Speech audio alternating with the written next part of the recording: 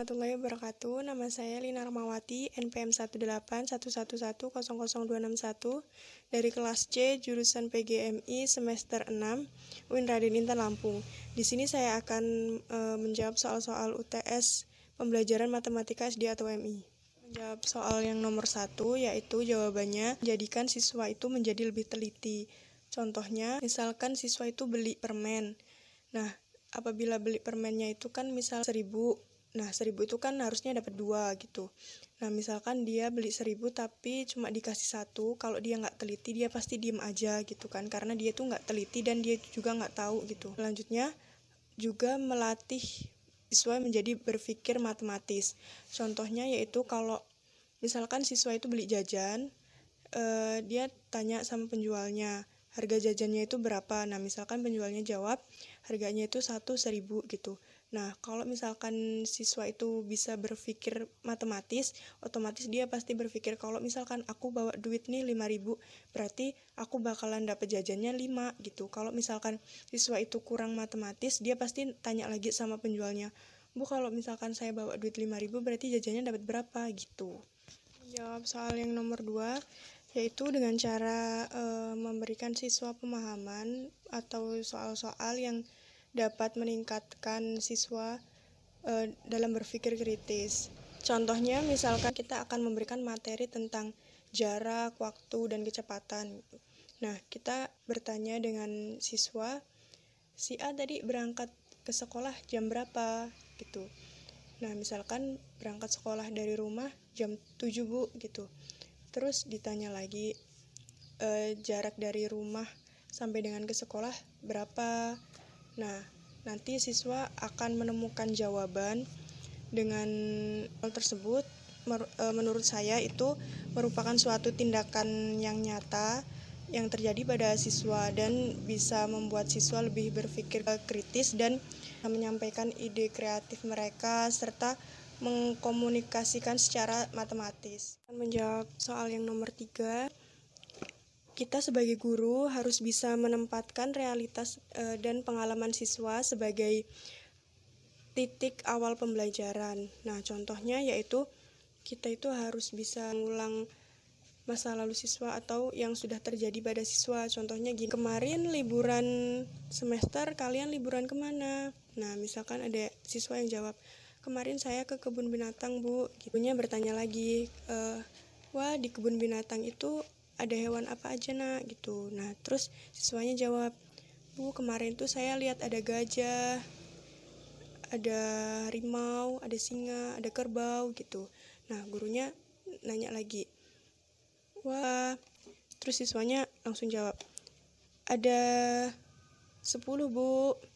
Harimaunya ada 5, kerbaunya juga ada banyak, Bu, gitu.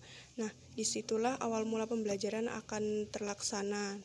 Dan disitu juga interaksi tidak hanya terjadi 2 orang antara siswa dengan guru tersebut, tapi akan memancing atau membuat siswa yang lainnya juga akan ikut berinteraksi, seperti siswa yang lain juga pasti akan penasaran dan bertanya, oh kamu ke kebun binatang, di sana ada hewan ini enggak, ada hewan itu enggak, pasti siswa yang lain juga pasti bertanya-tanya gitu. Jadi saling berinteraksi. Saya akan menjawab soal nomor 4, yaitu membuat lagu dengan tema bilangan ordinal dan kardinal, yaitu aku punya satu buku cerita, di dalam buku ceritaku terdapat 1 hingga 10 halaman menceritakan tentang macam-macam hewan.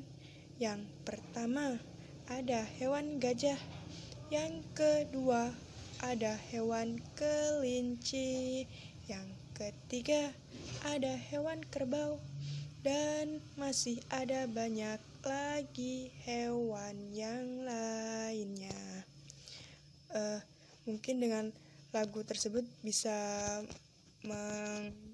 membuat siswa menjadi paham dengan bilangan kardinal dan ordinal. Saya akan menjawab soal nomor 5, yaitu dengan memberikan pemahaman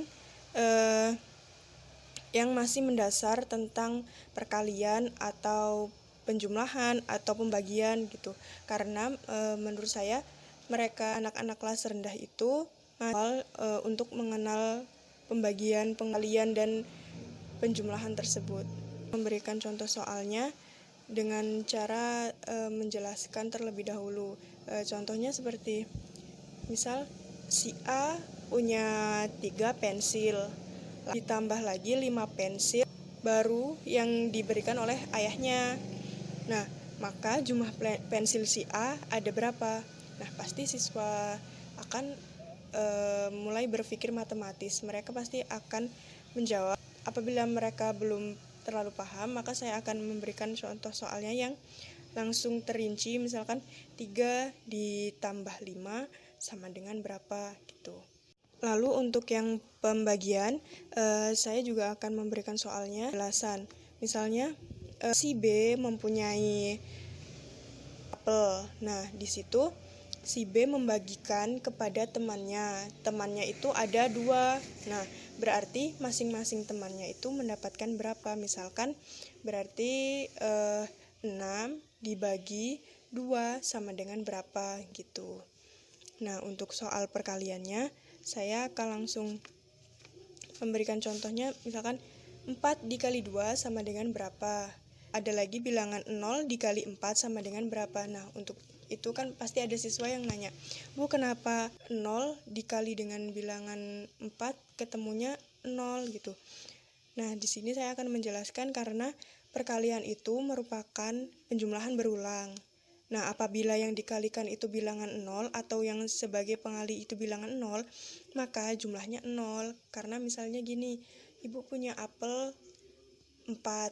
Nah, Ibu mau mengalikannya dengan punya si C, tapi ternyata si C tidak punya apel, maka jumlahnya itu berarti tidak ada, sama dengan 0 gitu.